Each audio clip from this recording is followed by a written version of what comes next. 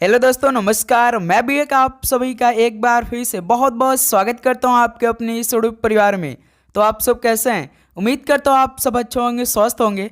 SSC MTS हवलदार exam 2025 की तैयारी बहुत ही अच्छी तरीके से कर रहे होंगे। तो साथियों, जैसा कि इस टाइम एसएससी एमटीएस और हवलदार एग्जाम 2025 के लिए फॉर्म फिलअप चल रहे हैं, जो कि 24 जुलाई तक चलने वाली है। यदि आप लोगों ने अभी तक फॉर्म अप्लाई नहीं किया तो सबसे पहले जाके फॉर्म अप्लाई करिए। फिर उसका एग्ज़ाम पैटर्न देखिए, सिलेबस देखिए, क्या क्या क्वेश्चन पूछे जाते हैं। तो साथ ही इस टाइम हम क्या करें, जितने भी आपके प्रीवियस ईयर में एसएससी एमटीएस और हवलदार एग्जाम में सवाल पूछे गए हैं उसको काफ़ी अच्छी तरीके से हल कर रहे हैं। तो एसएससी एमटीएस और हवलदार एग्जाम 2025 को क्वालिफाइंग करना चाहते हैं तो आपको केवल 2 सब्जेक्ट मेनली पढ़ना है। एक तो साथ ही जीके है और एक इंग्लिश है, जो कि 25 क्वेश्चन आते हैं जीके का, और इंग्लिश का भी 25 क्वेश्चन आते हैं। बिल्कुल, तो यही 2 सब्जेक्ट आपको काफ़ी अच्छी तरीके से 75 दिन पढ़ना है। 75 दिन बाद इसका एग्ज़ाम होने वाला है, जो कि 20 सितंबर को एग्ज़ाम स्टार्ट हो जाएंगे। पिछली बार जो 2024 में एग्ज़ाम हुआ था तो 30 सितंबर से पेपर स्टार्ट हुआ था, लेकिन साथ ही इस बार एसएससी ने जब कैलेंडर जारी किया है तो सभी एग्ज़ाम का नोटिफिकेशन और एग्ज़ाम डेट क्लियर किया है। अभी तक तो एसएससी जिस तरह से अपना कैलेंडर जारी किया उसके हिसाब से सारे नोटिफिकेशन बिल्कुल सेम डेट से देता जा रहा है। यदि यही चलता रहा तो एग्ज़ाम भी डेट साथ ही बहुत अच्छी तरीके से अपने टाइम से ले लेगा। ओके, तो अब साथ ही हम क्या करेंगे, सारे पहले प्रीवियस ईयर के क्वेश्चन डिस्कस करेंगे। ये हमें साथ ही लगभग 24 से 25 जुलाई तक कंप्लीट कर लेना है। 2023 और 2024 के जितने भी क्वेश्चन अभी तक बने हैं एसएससी एमटीएस और हवलदार एग्जाम में। तो आज साथ ही हम लोग 2023 के क्वेश्चन देखने वाले हैं। ध्यान दीजिएगा, आज की इस क्लास में हम लोग 2023 के क्वेश्चन देखने वाले हैं कि एसएससी एमटीएस और हवलदार में कैसे पूछे गए हैं। ओके, तो टोटल 50 क्वेश्चन इस क्लास में डिस्कस करेंगे और आप सभी का जो सही करने का टारगेट रहेगा वो 50 क्वेश्चन में से 35 क्वेश्चन रहने वाले हैं। नोट यहाँ पे आप पढ़ सकते हैं। अभी से हर एक सवाल आपको याद करते रहना है। आप सभी से रिक्वेस्ट रहेगा, जितने भी हम आपको क्लास देंगे सारे क्वेश्चन अभी से आपको अच्छे से तैयार करते रहना है भाई। एक भी सवाल मतलब कि छुड़ाना नहीं है। ओके, देखिएगा, आपको 25 में से लगभग हम 22 से 23 क्वेश्चन तो आराम से आपके लिए हम तैयार करवा देंगे, यहीं से आपको मिलेगा। ओके, तो डेली क्लास आती है सुबह 8 बजे आएगी और एक शाम में 6:30 बजे आएगी। तो चलिए बिना टाइम वेस्ट करते हुए इस क्लास को स्टार्ट करते हैं। तो लास्ट में आपसे भैया कितना स्कोर बनेगा जरूर बताएंगे। तो पहला प्रश्न देखेंगे, किस नदी को दक्षिण गंगा के नाम से भी जाना जाता है? बताएंगे, किस नदी को दक्षिण गंगा के नाम से भी जाना जाता है? तो गोदावरी नदी को। ऑप्शन सी क्या बनेगा आप सभी का? बिल्कुल राइट आंसर हो जाएंगे। चलिए अगला सवाल बताएंगे। क्वेश्चन नंबर 2 है, वर्ष 1947 में जब भारत में ब्रिटिश शासन समाप्त हुआ तो साक्षरता दर सिर्फ कितने परसेंटेज थी? बताइएगा, वर्ष 1947 में जब भारत में ब्रिटिश शासन समाप्त हुआ तो साक्षरता दर सिर्फ कितने प्रतिशत थी? तो भाई याद रखिएगा 12% थी। डी ऑप्शन क्या बनेगा आप सभी का? बिल्कुल राइट आंसर हो जाएंगे। चलिए नेक्स्ट अगला सवाल बताएंगे। क्वेश्चन नंबर 3 है, दुनिया में सबसे पुराना टेनिस टूर्नामेंट कौन सा है? दुनिया में सबसे पुराना टेनिस टूर्नामेंट कौन सा है? तो विंबलडन है। ऑप्शन सी क्या बनेगा आप सभी का? बिल्कुल राइट आंसर हो जाएंगे। ओके, चलिए दोस्त अगला सवाल बताएंगे। क्वेश्चन नंबर 4 क्या दे रखा है, उस्ताद सफाद अहमद खान निम्नलिखित में से किस वाद्य यंत्र के लिए प्रसिद्ध थे? देखिए, एसएससी एमटीएस मतलब साथ ही स्टैटिक जीके, जो स्टैटिक जीके के क्वेश्चन आते हैं लगभग साथ ही 25 में से 10 से 12 क्वेश्चन तो स्टैटिक जीके ही आपका कवर करता है। ओके, तो हम एक एक दिन साथ ही स्टैटिक जीके को भी कवर करेंगे, एक एक दिन मॉडल पेपर को भी डिस्कस करेंगे। तो कल हमने आपको एक मॉडल पेपर दिया, अभी तक आप लोगों ने नहीं चेक किया तो इसको जाकर चेक करिए। ओके, तो उस्ताद सफाद अहमद खान किस वाद्य यंत्र के लिए फेमस थे? तो तबला के लिए फेमस थे। डी ऑप्शन क्या बनेगा आपका? बिल्कुल राइट आंसर हो जाएंगे। चलिए दोस्त अगला सवाल बताएंगे। क्वेश्चन नंबर 5, एक हॉकी टीम में मैदान पर कितने खिलाड़ी होते हैं? एक हॉकी टीम में मैदान पर कितने खिलाड़ी होते हैं? जितने क्रिकेट में होते हैं उतने ही साथी हॉकी में होते हैं, यानी 11 प्लेयर। डी ऑप्शन क्या हो जाएगा? बिल्कुल राइट आंसर हो जाएंगे। चलिए अगला सवाल बताएंगे। क्वेश्चन नंबर 6, गोरखपुर भारत के किस रेलवे का मुख्यालय है? बताइएगा, गोरखपुर में भाई भारत के कौन से रेलवे का मुख्यालय है? तो आप जानते साथी उत्तर पूर्वी रेलवे का मुख्यालय है गोरखपुर में। ऑप्शन भी क्या बनेगा आप सभी का? परफेक्ट आंसर हो जाएंगे। चलिए नेक्स्ट अगला सवाल बताएंगे। Question number 7, A life of the genius the man who knew infinity, भारतीय गणित ये किसकी जीवनी है? बताएंगे, ए life of the genius the man who knew infinity, भारतीय गणितज्ञ। तो ये तो भाई श्रीनिवास रामानुजन की जीवनी है। डी ऑप्शन आप सभी क्या बनेगा, बिल्कुल परफेक्ट आंसर हो जाएंगे। ओके, चलिए दोस्त अगला सवाल बताएंगे। क्वेश्चन नंबर 8, कर्नाटक के गुलबर्गा में स्थित बहमनी स्मारक वास्तुकला की किस शैली को दर्शाते हैं, बताएंगे आप लोग। कर्नाटक के गुलबर्गा में स्थित बहमनी स्मारक वास्तुकला की किस शैली को दर्शाते हैं, तो भाई दक्कन शैली को दर्शाते हैं। ऑप्शन ए क्या बनेगा आप सभी का, बिल्कुल राइट आंसर हो जाएंगे। चलिए अगला सवाल बताएंगे। क्वेश्चन नंबर 9, हर्षवर्धन के दरबारी कवि कौन थे, बताएंगे। हर्षवर्धन के दरबारी कवि इनमें से कौन थे, तो सर जी बाणभट्ट थे। ऑप्शन सी क्या बनेगा आप सभी का, बिल्कुल राइट आंसर हो जाएंगे। चलिए दोस्त अगला सवाल बताएंगे। क्वेश्चन नंबर 10 क्या दे रखा है, निम्नलिखित में से किस सामाजिक धार्मिक समुदाय की स्थापना राजा राम मोहन राय ने की थी, बताएंगे भाई।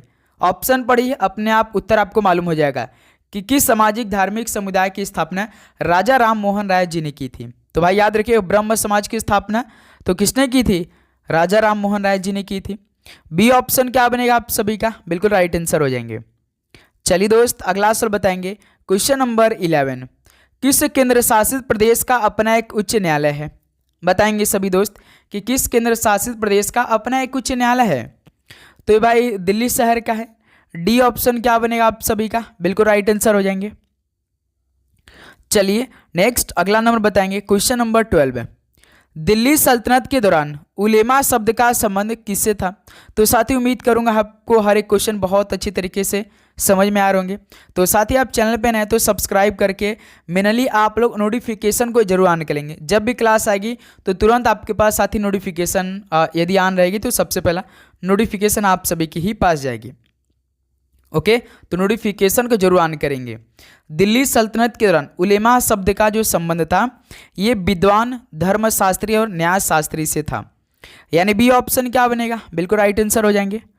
चलिए दोस्त अगला सवाल बताएंगे।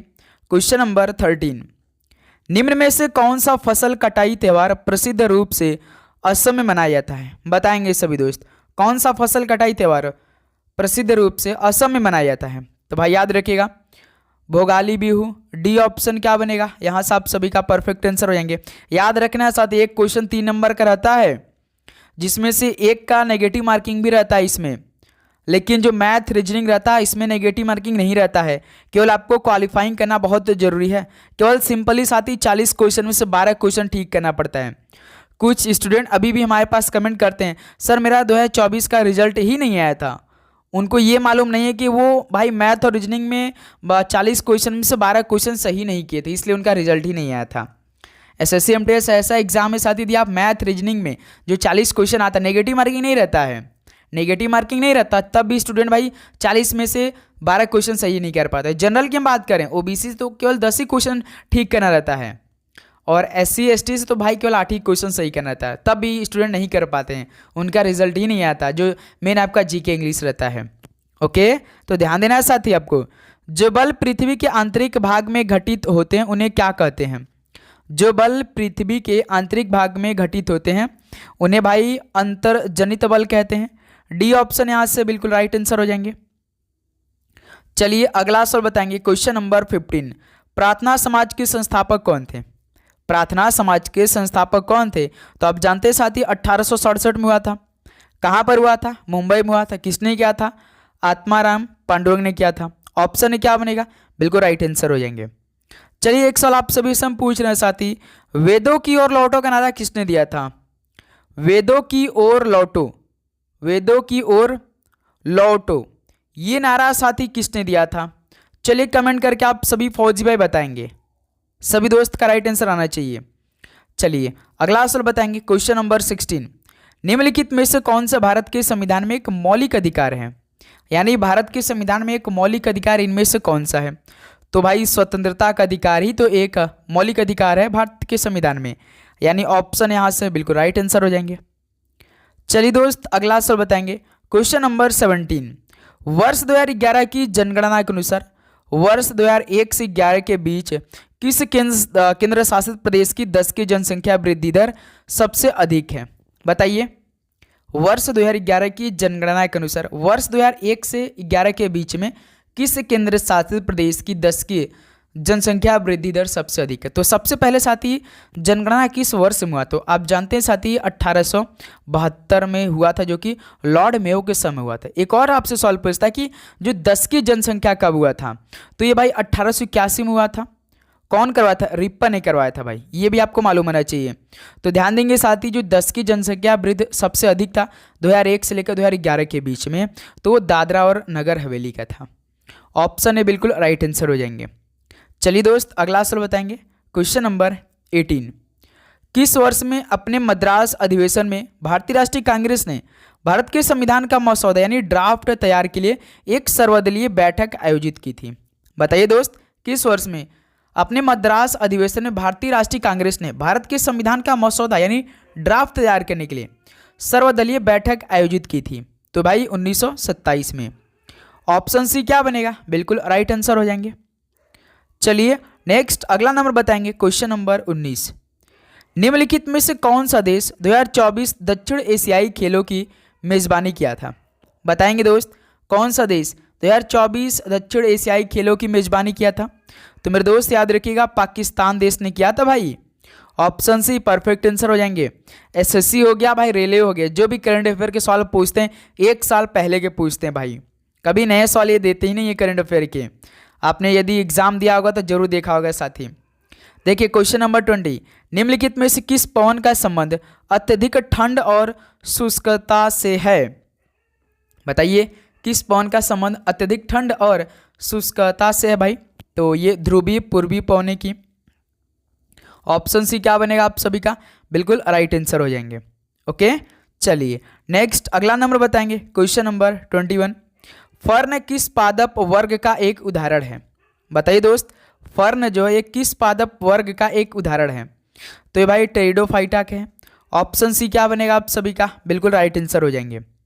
चलिए अगला सवाल बताएंगे। क्वेश्चन नंबर 22, कौन सा अम्ल आमाशय में प्रवेश करने वाले जीवाणुओं को नष्ट कर देता है? तो कौन सा अम्ल आमाशय में प्रवेश करने वाले जीवाणुओं को नष्ट कर देता है? तो भाई HCl करते यानी हाइड्रोक्लोरिक अम्ल। ऑप्शन सी क्या बनेगा? बिल्कुल राइट आंसर हो जाएंगे। चलिए अगला सवाल बताएंगे। क्वेश्चन नंबर 23, भाई लास्ट में स्कोर करेंगे अपना कि आप सभी का इन 50 क्वेश्चन में कितना स्कोर रहा है, कि आपको ऐसा पेपर मिलेगा तो आपका कितना स्कोर बन सकता है। ओके, पद्मा सुब्रमण्यम निम्नलिखित में से किस नृत्य शैली की प्रसिद्ध नृत्यांगना है? पद्मा सुब्रमण्यम किस नृत्य शैली की प्रसिद्ध नृत्यांगना है? तो ये भाई भरतनाट्यम की है। ऑप्शन सी क्या बनेगा आप सभी का? बिल्कुल राइट आंसर हो जाएंगे। चलिए अगला सवाल बताएंगे। Question number 24, B Satyanarayan Sharma को वर्ष 1970 में किस नृत्य के क्षेत्र में उनके योगदान के लिए पद्मश्री से सम्मानित किया गया था? SSC MTS का भाई ये फेवरेट सवाल है, ये ध्यान दीजिएगा, आपको पक्का 200-300 सवाल आप एक शिफ्ट में आता है इस तरह का। बी सत्यनारायण शर्मा को वर्ष 1970 में किस नृत्य के क्षेत्र में उनके योगदान के लिए पद्मश्री से सम्मानित किया गया था? तो भाई कुचिपुड़ी के लिए। डी ऑप्शन परफेक्ट आंसर हो जाएंगे। कुचिपुड़ी किस राज्य से संबंधित है? तो आंध्र प्रदेश से संबंधित है। चलिए अगला सवाल बताएंगे। क्वेश्चन नंबर 25, 1895 में अन्य भारतीयों के साथ महात्मा गांधी ने नस्लीय भेदभाव का विरोध करने के लिए किसका गठन किया था? बताइए, 1895 में अन्य भारतीयों के साथ महात्मा गांधी ने नस्लीय भेदभाव का विरोध करने के लिए तो नटाल कांग्रेस का गठन किया था। डी ऑप्शन यहां से आप सभी का बिल्कुल राइट आंसर हो जाएंगे। ओके दोस्त, चलिए अगला सवाल बताएंगे। क्वेश्चन नंबर 26, स्वर्ण सिंह समिति की सिफारिश पर किस संवैधानिक संशोधन अधिनियम 1976 द्वारा संविधान के भाग 4 में मौलिक कर्तव्यों को शामिल किया गया था? बताइए साथी, स्वर्ण सिंह समिति की किस सिफारिश पर संवैधानिक संशोधन अधिनियम 1976 द्वारा संविधान के भाग 4 में मौलिक कर्तव्यों को शामिल किया गया था? तो भाई 42वें संविधान संशोधन अधिनियम के द्वारा, जो कि 1976 में हुआ था, इसके द्वारा संविधान के भाग 4 में मौलिक कर्तव्यों को शामिल किया गया था। ऑप्शन ए बिल्कुल राइट आंसर हो जाएंगे। चलिए दोस्त अगला सवाल बताएंगे। क्वेश्चन नंबर 27, बैसाखी महोत्सव प्रमुख रूप से किस राज्यों में मनाया जाता है? यानी भाई जो बैसाखी महोत्सव है ये प्रमुख रूप से कौन कौन से राज्यों में मनाया जाता है? बताइएगा आप लोग। तो एक तो देखिए साथी फेमस है पंजाब में और सेकंड नंबर पे हरियाणा पे। तो यही आपका बी ऑप्शन क्या बनेगा, बिल्कुल राइट आंसर हो जाएंगे। चलिए भाई अगला सवाल बताएंगे, क्वेश्चन नंबर 28। अंतरराज्य परिषद में भारत के प्रधानमंत्री द्वारा मनोनीत केंद्रीय मंत्री परिषदों में केंद्र के कितने मंत्री होते हैं? बताइए साथी। अंतरराज्य परिषद में भारत के प्रधानमंत्री द्वारा मनोनीत केंद्रीय मंत्री परिषद में केंद्रों के कितने मंत्री होते हैं? तो साथी याद रखिए 6 मंत्री होते हैं, जैसे कि टोटल 12 को मनोनीत करते हैं, उनमें से 6 मंत्री होते हैं। डी ऑप्शन यहाँ से क्या बनेगा आप सभी का बिल्कुल राइट आंसर हो जाएंगे। चलिए भाई अगला सवाल बताएंगे, question number 29। India's struggle for independence ये किसके द्वारा लिखी गई उल्लेखनीय पुस्तकों में से एक है? बताइए साथी। इंडियाज स्ट्रगल फॉर इंडिपेंडेंस ये किसके द्वारा लिखी गई उल्लेखनीय पुस्तकों में से एक है? तो बिपिन चंद्र की है। डी ऑप्शन यहाँ से आप सभी का बिल्कुल राइट आंसर हो जाएंगे। चलिए दोस्त अगला सवाल बताएंगे, क्वेश्चन नंबर 30। किस युद्ध के कारण विजयनगर साम्राज्य का पतन हुआ? बताइए साथी। आरकोट का युद्ध। आरकोट का युद्ध कब हुआ था? तो ये आपका हुआ था 1751 में। साथ याद रखेंगे आप लोग। हल्दी घाटी का युद्ध कब हुआ था? 1576 में हुआ था। और तालीकोटा का युद्ध कब हुआ था? 1565 ईस्वी में हुआ था, ध्यान दीजिएगा। रायचूर का युद्ध तो 1520 ईस्वी में हुआ था। किस युद्ध के कारण विजयनगर साम्राज्य का जो होता वो पतन हो गया? तो भाई तालीकोटा का युद्ध हुआ था जो 1565 में हुआ था। तो सी ऑप्शन इस सवाल का बिल्कुल राइट आंसर हो जाएंगे। चलिए अगला सवाल बताएंगे, क्वेश्चन नंबर 31। चंद्रगुप्त मौर्य के दरबार में यूनानी राजा सेल्यूकस निकेटर का राजदूत कौन था? बताएंगे। चंद्रगुप्त मौर्य के दरबार में यूनानी राजा सेल्यूकस निकेटर का राजदूत कौन था? तो भाई मेगास्थनीज था। डी ऑप्शन आपका क्या बनेगा, बिल्कुल राइट आंसर हो जाएंगे। ओके चलिए दोस्त अगला सवाल बताएंगे, क्वेश्चन नंबर 32। नेपाल भारत के निम्नलिखित में से किस राज्य के साथ अपनी सीमा साझा नहीं करता है? यानी नेपाल जो है भारत के किस राज्य के साथ अपनी सीमा साझा नहीं करता है? तो आपको मालूम होगा तो साथ ही मणिपुर के साथ नहीं करता है नेपाल। डी ऑप्शन क्या बनेगा, बिल्कुल राइट आंसर हो जाएंगे। ये बात याद रखिए, इंपॉर्टेंट क्वेश्चन है। ओके चलिए अगला सवाल बताएंगे, क्वेश्चन नंबर 33। कोनेरू हम्पी निम्नलिखित में से किस खेल से संबंधित है? बताइए साथी। कोनेरू जो हम्पी है ये किस खेल से संबंधित है? तो भाई शतरंज खेल से संबंधित है। ऑप्शन क्या बनेगा आप सभी का, बिल्कुल राइट आंसर हो जाएंगे। ओके चलिए गुरु अगला सवाल बताएंगे, क्वेश्चन नंबर 34।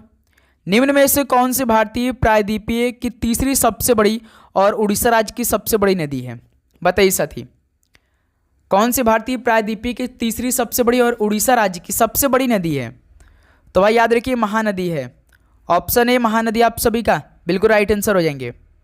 ओके दोस्त तो साथ ही उम्मीद करूंगा आपको हर एक क्वेश्चन अच्छी तरीके से याद हो रहे होंगे। तो साथ ही आप चैनल पे ना तो सब्सक्राइब करके नोटिफिकेशन को जरूर ऑन करेंगे। ओके महाबलीपुरम स्मारक किस वंश स्थापत्य कला शैली में बनाए गए थे? बताइए साथी।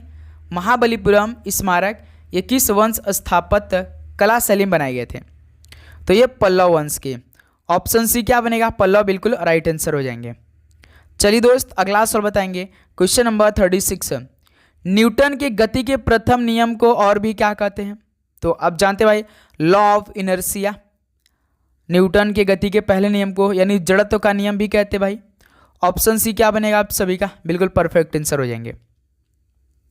चलिए अगला सवाल बताएंगे, क्वेश्चन नंबर 37।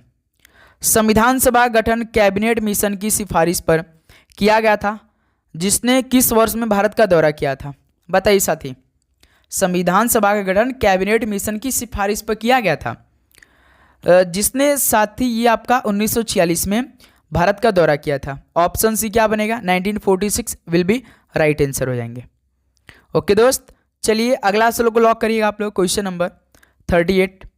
किस युद्ध के बाद अशोक ने भौतिक अधिग्रहण यानी फिजिकल ऑक्यूपेशन की नीति को त्याग दिया? बताएंगे आप लोग। किस युद्ध के बाद अशोक ने भौतिक अधिग्रहण की नीति को त्याग दिया था? तो भाई आप जानते हैं कलिंग का युद्ध। चलिए आप बताइए साथी कलिंग का युद्ध कब हुआ था? 261 बीसी में या साथी 361 बीसी में आपको बताना, या भाई 461 में या 561 में? चलिए कमेंट करके बताइए अपना अपना राइट आंसर, सभी साथी बताएंगे। चलिए साथी अगला सवाल बताएंगे, क्वेश्चन नंबर 39। स्वामी विवेकानंद के आध्यात्मिक गुरु कौन थे? स्वामी विवेकानंद जी के आध्यात्मिक गुरु कौन थे? तो रामकृष्ण परमहंस जी थे। डी ऑप्शन आप सभी क्या बनेगा? बिल्कुल राइट आंसर हो जाएंगे। ओके, चलिए दोस्त अगला सवाल बताएंगे, क्वेश्चन नंबर 40। निम्नलिखित में से किस ग्रह को पृथ्वी का जुड़वा ग्रह भी कहा जाता है? बताइए साथी, किस ग्रह को पृथ्वी का जुड़वा ग्रह भी कहा जाता है? तो भाई याद रखिएगा, शुक्र को कहा जाता है। ऑप्शन है आप सभी का बिल्कुल राइट आंसर हो जाएंगे। ओके, चलिए दोस्त अगला सवाल बताएंगे, क्वेश्चन नंबर 41 को। भारत में उगादी त्यौहार किसके उपलक्ष्य में मनाया जाता है? वैसे भारत में उगादी जो त्यौहार है ये किस राज्य में मनाए जाते हैं? एक तो साथी आंध्र प्रदेश में मनाया जाता है मेनली आपका, और एक आपका तेलंगाना मनाया जाता है, और एक साथी आपका कर्नाटक में मनाया जाता है उगादी त्यौहार, जो कि साथी ये मनाया जाता है भाई नव वर्ष की शुरुआत में। ऑप्शन सी क्या बनेगा? बिल्कुल राइट आंसर हो जाएंगे। चलिए गुरु अगला सवाल को बताएंगे आप लोग, क्वेश्चन नंबर 42। बाबर ने महमूद लोदी और सुल्तान नुसरत शाह को 1529 में किस युद्ध में हराकर भारत में मुगल शासन की स्थापना की? भाई बहुत अच्छा सवाल है ये। बाबर ने महमूद लोदी और सुल्तान नुसरत शाह को 1529 में कौन से युद्ध हुआ था भाई? तो आप जानते हैं घाघरा के युद्ध में हराकर भारत में मुगल शासन की स्थापना किया था। बी ऑप्शन बिल्कुल राइट आंसर हो जाएंगे। चलिए अगला सवाल बताइएगा, क्वेश्चन नंबर 43। प्रधानमंत्री ग्रामोदय योजना किस वर्ष में शुरू की गई थी? प्रधानमंत्री ग्रामोदय योजना किस वर्ष में शुरू की गई थी? तो मेरे दोस्त याद रखिएगा 2000 में स्टार्ट की गई थी। ऑप्शन से क्या बनेगा आप सभी का? बिल्कुल राइट आंसर हो जाएंगे। ओके, चलिए नेक्स्ट अगला नंबर बताएंगे, क्वेश्चन नंबर 44। 2011 की जनगणना के अनुसार भारत में नगरीय जनसंख्या का प्रतिशत कितना था? बताइएगा। 2011 की जनगणना के अनुसार भारत में नगरीय जनसंख्या का प्रतिशत कितना था? तो भाई 30 से लेकर 35% के बीच में था। डी ऑप्शन यहाँ से आप सभी का परफेक्ट आंसर हो जाएंगे। चलिए अगला सवाल बताएंगे, क्वेश्चन नंबर 45। निम्नलिखित में से किसे ठुमरी की रानी के नाम से जाना जाता था? तो साथी किसे ठुमरी की रानी के नाम से जाना जाता था? तो भाई याद रखिएगा गिरिजा देवी को। ऑप्शन सी क्या बनेगा आप सभी का? बिल्कुल राइट आंसर हो जाएंगे। चलिए दोस्त अगला सवाल बताएंगे, क्वेश्चन नंबर 46। निम्नलिखित में से क्या भारत के संविधान में संघ सूची के अंतर्गत आता है? बताइए साथी, क्या भारत के संविधान में संघ सूची के अंतर्गत आता है? ऑप्शन के अकॉर्डिंग चलेंगे तो भाई देखिए, जो एक्स्ट्राडिशन होता है यानी प्रत्यर्पण है, ये आपका भारत के संविधान में संघ सूची के अंतर्गत आता है, यानी ऑप्शन है बिल्कुल राइट आंसर हो जाएंगे। ओके दोस्त, चलिए अगला सवाल बताएंगे, question number 47। Kawas thermal power station निम्नलिखित में से किस राज्य में स्थित है? बताइएगा, कवास थर्मल पावर स्टेशन किस राज्य में स्थित है? तो ये गुजरात में स्थित है। ऑप्शन सी बिल्कुल राइट आंसर हो जाएंगे। चलिए अगला नंबर बताएंगे, क्वेश्चन नंबर 49। आगरा का किला 16वीं शताब्दी में किसके द्वारा बनवाए गए लोकप्रिय मुगल स्मारकों में से एक है? तो भाई आगरा किला 16वीं शताब्दी में तो अकबर के द्वारा बनवाए गए थे। ऑप्शन ए बिल्कुल राइट आंसर हो जाएंगे। चलिए नेक्स्ट अगला नंबर बताएंगे, क्वेश्चन नंबर 49। उपन्यास द पैलेस ऑफ इल्यूजन्स ये किसके द्वारा लिखा गया है? जो उपन्यास द पैलेस ऑफ इल्यूजन्स ये किसके द्वारा लिखा गया है? अमीश त्रिपाठी के द्वारा, किरण देसाई के द्वारा, चित्रा बनर्जी, दीवा करोड़ी के द्वारा, या इंदु सुंदर सेन के द्वारा? तो भाई ये चित्रा बनर्जी दीवा करोड़ी के द्वारा लिखा गया है। ऑप्शन सी बिल्कुल राइट आंसर हो जाएंगे।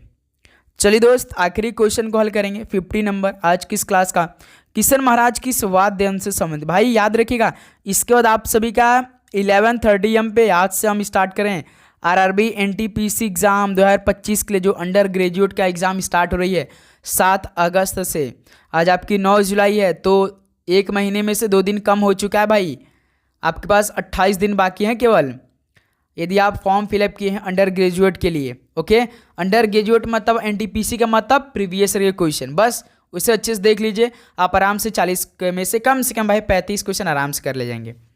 ओके, तो इसके बाद अपनी क्लास 11:30 AM पे चलने वाली है, तो आप जरूर से जरूर नोटिफिकेशन को ऑन करेंगे। तो किशन महाराज किसके लिए फेमस थे? तो भाई तबला के लिए। ऑप्शन बी बिल्कुल राइट आंसर हो जाएंगे। तो ये साथ ही फाइनली 50 क्वेश्चन कंप्लीट हो चुके। तो बताइए कि आप सभी का इन 50 क्वेश्चन में कितना स्कोर रहा भाई? -1 नेगेटिव मार्किंग के साथ बताएंगे। तो उम्मीद करूँगा दोस्त आपको हर एक क्वेश्चन बहुत अच्छी तरीके से याद हुआ होगा, सारे क्वेश्चन आपने समझे होंगे, उससे अच्छे से के क्वेश्चन याद करते रहें डेली। साथ ही लगभग हम लोग डेली क्लास करते रहे तो भाई आप जानते हैं हर एक टाइप का क्वेश्चन हम तैयार कर सकते हैं। बस आपको अपने अंदर कंसिस्टेंसी बनाए रखिएगा। बिल्कुल जिस तरह से हम आपके साथ लगे रहेंगे आपको भी साथ में लगना है, तभी सिलेक्शन 2, 3 या 10 दिन, 1 महीने, 2 महीने पढ़ने से नहीं होगा। मुश्किल से 3 महीने आपको देने ही पड़ेंगे भाई, तभी आप जाकर सिलेक्शन ले पाएंगे। ओके, तो चलिए इस क्लास को यहीं पर समाप्त करते हैं। तो चैनल पे आप नए हैं तो सब्सक्राइब करिएगा, नोटिफिकेशन को ऑन करिएगा। मिलते हैं साथ ही एक और नए क्लास के साथ 11:30 AM पे। सभी को जय हिंद, जय भारत, पढ़ाई करते रहिए। ऑल द वेरी बेस्ट, धन्यवाद।